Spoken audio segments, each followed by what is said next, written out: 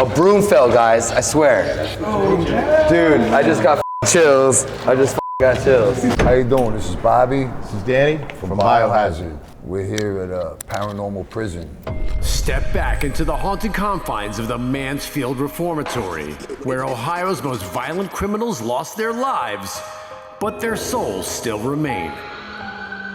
I'm professional ghost hunter Josh Bernstein, and on these very special investigations, I'm joined by fellow ghost hunter Jose Mangin and our expert equipment techs, Cyrus Entezam and Morgan Rondinella. We have the knowledge, experience, and intestinal fortitude to guide these famous rock stars on dangerous hunts throughout America's most horrifying and decrepit prison. The same exact prison that now houses the annual Inkcarceration Music and Tattoo Festival. Our team dares to cross into a realm where the living meet the dead. Join us, Loudwire, and some of your favorite musicians as we enter the darkness in hopes of finding the souls still trapped in the impenetrable walls of Paranormal prison.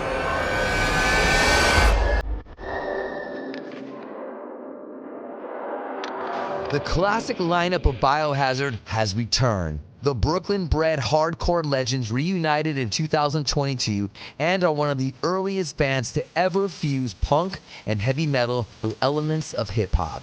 Since 1987, the band has proudly featured Evan Seinfeld, Billy Graziadei, Bobby Hamble, and Danny Schuler. On Friday morning, July 19, 2024, over 7,000 flights were canceled, disrupting 60% of all flights in the United States that day. While Evan finally makes their performance in the nick of time, Billy remains stuck in the prison that is LAX. Down a founding member, their bandmates Bobby Hamble and Danny Schuler step up to the gates of the Paranormal prison. Paranormal prison here at the Ohio State Reformatory Inkcarceration. My name's Jose Mangin here with Josh Bernstein. And we're hunting ghosts with Biohazard. Yeah, man. Danny and Bobby, welcome to the show. Thanks for being here. It's awesome to have Biohazard back in the metal scene, up and at 'em, doing all sorts of great shit. How do you feel when you walk into this legendary prison? You know, I'm not like I don't get the vibes too much. My wife, she's freaking out. For me, I don't get the vibes too much, you know? I think it's possible that there are ghosts. Do you think energy still live in a place like this? Like That's a good way to put it, energy. A lot of people died here, you know? Where do those spirits go? Energy can't be destroyed, and when it leaves the body, where does it go? You know what I mean? So there's dimensional elements to it, I think, that maybe we don't comprehend. We can't conceive of it, you know? Well, Danny, we're going to test that today on our own journey upstairs to one of the most notoriously haunted areas of the Ohio State Reformatory, the attic. On April 21st, 1930, a major fire was ignited by criminals at the maximum security Ohio Penitentiary in Columbus. This villainous act of arson killed 322 inmates and hospitalized another 230 in what was one of the most deadliest fires in North American prison history. After a brief prison riot was quelled, the surviving inmates were sent to the Mansfield Reformatory. The decision was made to lock these 300 survivors of the fire in an attic every night for everyone's collective safety. These men were packed in like sardines in the windowless dungeon, which only fueled tensions as acts of violence and unrecorded murder were common amongst the dwindling number of inmates housed there. We want to take you guys ghost hunting. Your families are here. We want to invite all of them to join us. All right, let's do this. So you're saying there's something there? Come on. Wow. Biohazard ghost hunting. We make our way up 6 of the most treacherous flights of stairs ever designed. The years of oxidation and corrosion can make one wrong step a fatal one. Stairway to heaven, more like a stairway to hell. Another prison miles away in the 1930s burned down. They had to put 300 dangerous criminals somewhere. So they didn't want to mix them into the general population here, knowing that could cause problems. So they cleared out this attic here, and they would put 300 murder and rapists up in this attic every night. And there was bunk beds in here. What they would do is there was one guard. The guard would close it at night. 298 would come out the next day. 296 the next day. So they never reported it, but there would be bodies left there. They let them up here to themselves, as you can imagine. And as we get further down here, I want you to pay close attention to the side walls, because you'll start seeing names scratched into the walls with dates from the 1930s and stuff. Really? There's some pretty interesting stuff. So wanted you to guys know that before we walk through, but that's some of the history here. So make sure you check out all the walls and all the scratches that are on it because there's some interesting stuff. In the immortal words of James Hetfield, hit the lights. Billy Davis, I think, June 1932, out. Oh, it's hard to see. Lawrence Kenny. Yeah, we saw that one. 1932, paroled September 1934. Right there, see?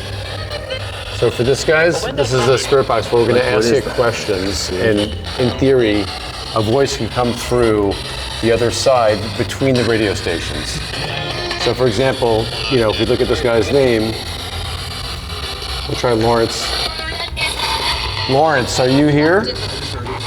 Lawrence, are you here? We got Whitey here. Whitey. Get the fuck out. Hell no!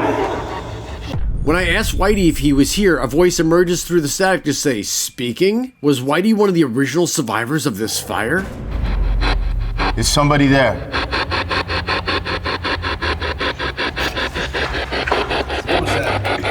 Just as we ask a follow-up question to Whitey, the entire crew jumps when an old broom comes crashing to the floor behind us. Is Whitey giving us another sign? Perhaps a warning? Did you guys hear that? There was nobody behind me. JJ. Yeah. JJ, is that you? A broom fell, guys, I swear. Dude, I just got fucking chills. Years ago, we used to have a studio in Brooklyn. And it was like this. It was a burned out old brick building. I rented the basement of the building, right under the Manhattan Bridge. This is in the mid-90s. What was the name of that? Rat Piss Studios, they called it, because it was just rats running around all over the place. Pissing everywhere. Yeah, I didn't know when I rented the basement that they couldn't rent the basement because it was infested with rats. But I was there one night late with a friend of mine doing a recording session, and we were standing in the hallway, and we were talking. He was smoking a cigarette. I don't smoke. So he was out in the hallway smoking, and he was like, "Yo, come out here with me. It's 2:30 in the morning. I'm scared." I said, "All right." We're standing there talking, and out of the corner of my eye, I see somebody walking. Like he was wearing a white t-shirt, blue jeans. And I just, out of the corner of my eye, I saw the guy walk and go into the corner. So I was like, yo, you better get out of here, man. You can't, it was disgusting. They were always pissing. I didn't break their chops because they're homeless. I feel bad for them. But so I was like, yo, whoever's back there, you better get out of here. And my friend's like, yo, let's go down there and check it out. So we walked down the hallway, and there was nobody there. He just disappeared.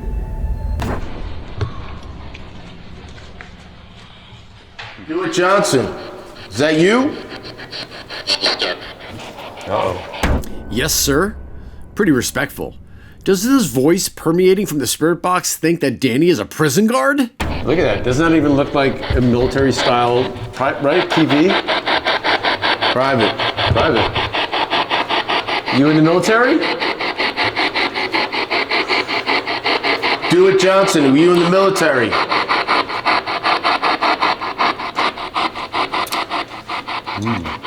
Let us know you're here. Stuart Johnson, where are you? What was that? Somebody died at the stoplight. That's what I thought. Come back. This one guy.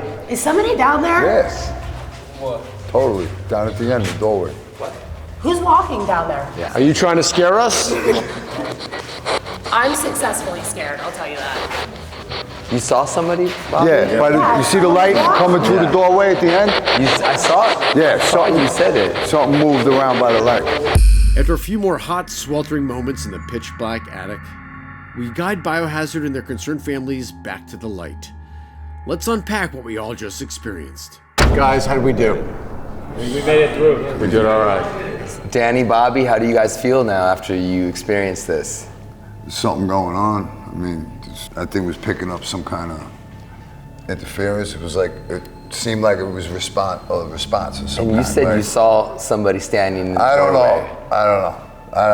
Just like 10 seconds ago, you told me. Yeah, we were all the way down the other end. It was completely dark except for the crack of light. We thought it was the guy who worked here or something coming up, but there's nobody there. So I don't know, man. I don't know. I don't know. Danny, usually fall know? for things like that. I don't know, It was kind of weird.